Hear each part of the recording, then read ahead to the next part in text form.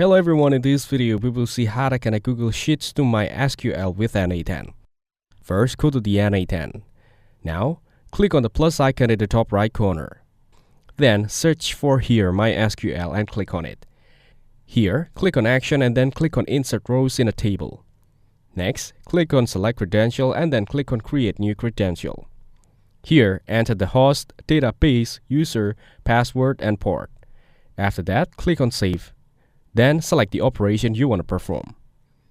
Now, select the table where you want to insert the data. Then, go back and check the workflow. Next, click again on the plus icon on MySQL.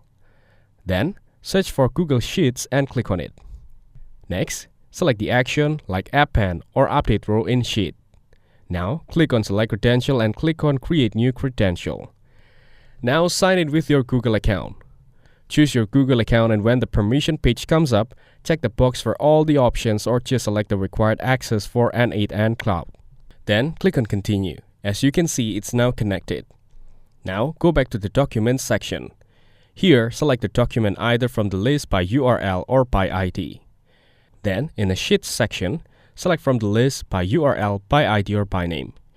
You will now see the mapping column mode. This lets you define how the data is matched between the columns in the sheet or your MySQL table. Now go back and check everything is set properly.